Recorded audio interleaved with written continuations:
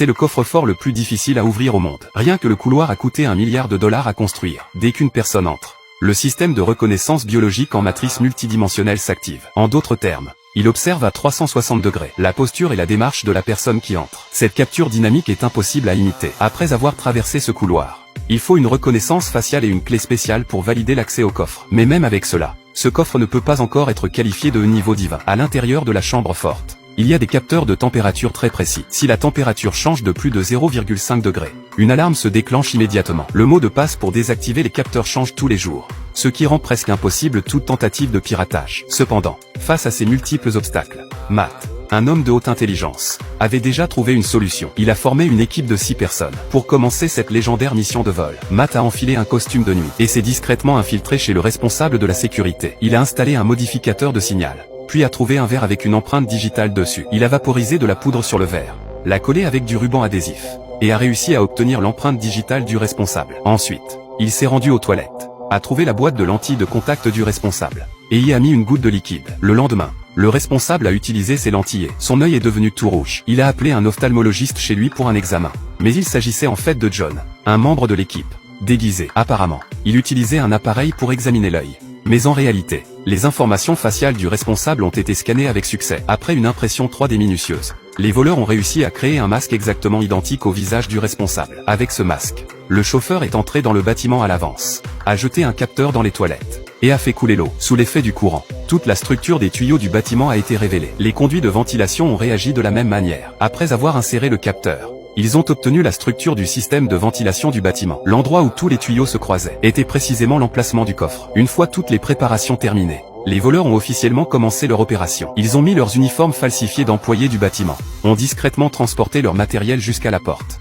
et ont électrifié la poignée de la porte. Lorsque le gardien a essayé d'ouvrir la porte, il a été électrocuté sur place. Ils sont entrés calmement dans le bâtiment, ont anesthésié les autres gardes, et ont pris leur carte d'accès. Ils sont arrivés avec succès devant la chambre forte. Ils ont sorti un tissu transparent qu'ils avaient préparé pour recouvrir le couloir, puis ont installé des tuyaux. Lorsque le système de reconnaissance biologique de haute technologie du couloir s'est activé, ils ont libéré les abeilles cachées dans la boîte, à travers les tuyaux, et une grande quantité d'abeilles a perturbé le détecteur infrarouge du système. Le système de haute technologie d'une valeur d'1 milliard a été complètement désorienté. À ce moment-là, Matt, habillé en tenue camouflage, a traversé calmement le nuage d'abeilles. Les dispositifs n'ont même pas pu détecter sa présence dans le couloir. Dans la salle de surveillance du responsable, tout semblait calme, car le modificateur de signal que Matt avait installé la veille avait modifié toutes les images qu'il pouvait voir. Arrivé au bout du couloir, Matt a posé la reine des abeilles sur le verre, et les ouvrières se sont rassemblées autour d'elle, lui donnant de l'espace pour déchiffrer le code. Il a retiré son masque, et le système a réussi à reconnaître les traits du visage du responsable,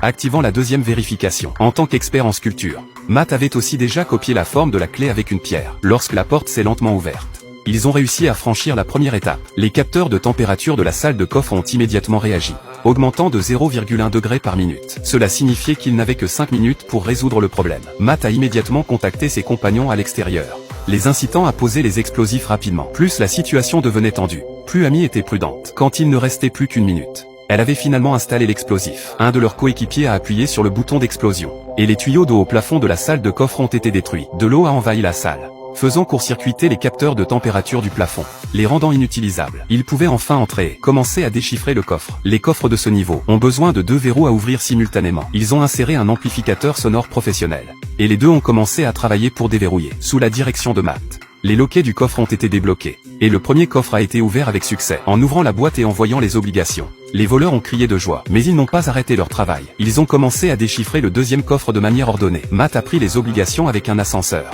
et un de ses compagnons les a ensuite envoyés. Tout se passait comme prévu. Voyant les 5 milliards de dollars en obligations à portée de main, James a estimé que c'était suffisant. Mais Matt, obsédé par l'idée, a refusé. Il a insisté pour prendre toutes les obligations. James, mécontent, a jeté l'équipement au sol, et est parti seul du coffre. Impuissant, Matt a dû agir seul. Mais lorsqu'ils ont enfin ouvert le coffre, l'alarme de la salle a soudainement retenti. Il s'avère que James avait intentionnellement retiré la clé en partant. Malin. Il avait déjà prévu de tout voler avec sa petite amie.